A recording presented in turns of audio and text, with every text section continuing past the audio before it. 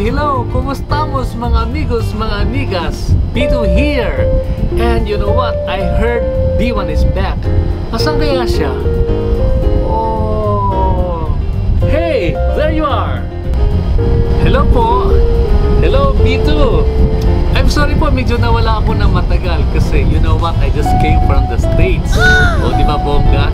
Kaya ako nandito ngayon sa Luneta kasi nabalitaan ko, andito yung shoot ngayon ng B1 tsaka ng B2 program.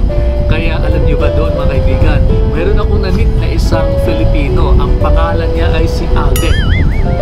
No, hindi po ito yung Alden ni Alden. Ito po yung Alden na taga New York, Cubao. At alam nyo ang sabi niya sa akin, kinausap niya ako at tinanong kung ano-ano daw yung mga dapat i-comply upang kuha daw siya ng D-Ways Massage Licensure Examination sa kanyang pagbalik dito sa Pilipinas. Tamang-tama B1, yan ang ating topic for today. Ano ang mga requirements? Paano i-comply ang mga requirements na ito upang ang isang nagnanais magkaroon ng lisensya ay magkaroon ng chance upang makapag-take ng D-Ways Massage Licensure Examinations. Panoorin natin ito mga kaibigan. How to comply with the Department of Health massage exam requirements. Based on Presidential Decree 856 or the Code on Sanitation of the Philippines, the Department of Health issued Administrative Order 2010-0034 mandating all massage practitioners to have a license. What are the requirements? Birth certificate. For married applicants, marriage contract is needed. At least high school graduate, but there is a special provision for non-high school applicants, especially those who have been doing massage for many years. Barangay clearance, NBI or police clearance, medical certificate, certificate from an accredited training institution, application form notarized, photos, passport size is needed. What are the benefits of having a license? Number 1, greater confidence in doing the job, which could be easily translated for better income. Number 2, enhanced skills for all. Number 3, global competitiveness in the wake of the so-called ASEAN integration. Sa isang tinatawag na cost-benefit analysis, ang pagkalugi ng isang mag-aaral ay panandalian lamang, subalit ang kanyang benepisyo ay pangmatagalan. Ang kanyang kita ay mas nakatitiyak at may nagkakaroon ng mas makabagong kaalaman at karunungan at higit sa lahat, may mas magandang kinabukasang inaasahan.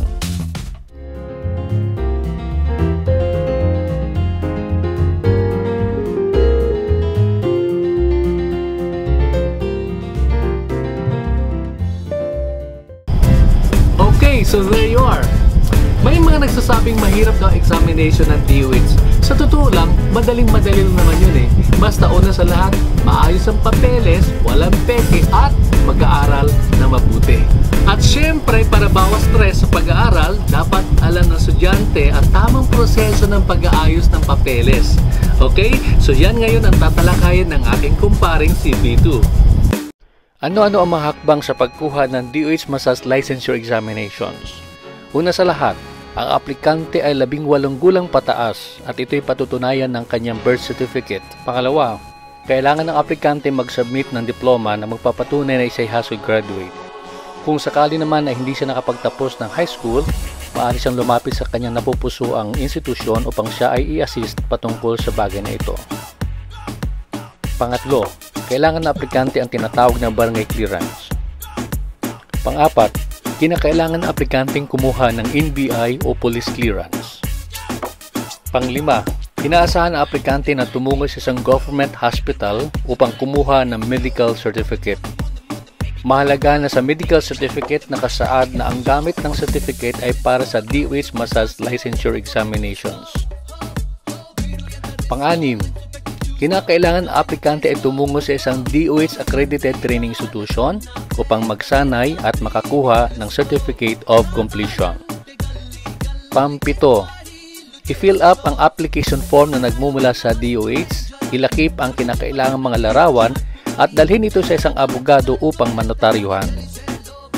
Pang-walo, yamang kompleto na lahat ng mga kinakailangang mga requirements, dalhin ito sa DOH para sa isang formal na rehistrasyon.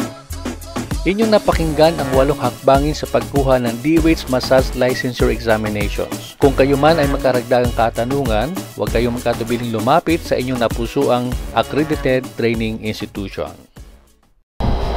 Maraming salamat, Bito, sa iyong paliwanag patungkol sa tamang proseso ng pag-aayos ng mga requirements para sa DOS Massage Licensure Examinations. At wala nang patumpik-tumpik pa, no? Para sa lahat na walang lisensya, tandaan po natin, nagkasundo na po ang DOH at ang TESDA na by next year, 2017, wala nang magmamasahe na wala pong kaukulang lisensya na nagmumula sa ating pamahalaan. Hey, mukhang paggabi na rito sa Luneta, no? Balita ko may magandang dancing fountain sa lugar na ito. Doon daw sa likuran ng monumento ni Gat Jose Rizal. Tara, panoorin natin. Wow, ang ganda naman dito. Nako, ang daming tao at napakaganda ng mga ilaw at mga fountain. At may mga pabuga-buga pa ng apoy. Di ba tama, Iwan?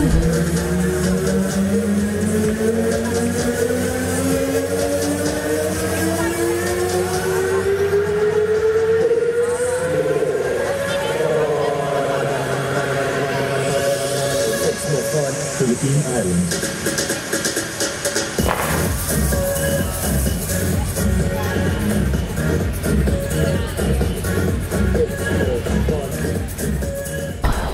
Kaya lang hindi tayo pwedeng magtagal kasi napaka-strict ng parents natin no? Kaya lang bago tayo umalis siguro magkaroon muna tayo ng pick-up line. Sige! Pero muna ako Bito, ano? Game! Apoy ka ba? Bakit? Pag tayo magkasama, pakiramdam ko, bumbero ako. Ako naman may pick-up line. B1 ka ba? Kasi pakiramdam ko, pag tayo magkasama, ako si B2. Ano sa'yo mo? Well, dyan nagtatapos ang kulitan natin para sa araw na ito. Muli, ako ay si B1. Ako naman ay si B2 na muli nagsasabi hanggang sa muli nating pagkikita. Buhay ka kapuso, kapatid at kapamilya!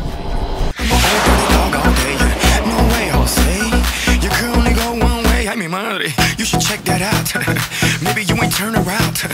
Maybe it's the inside. I find it so stupid, so why should I hide that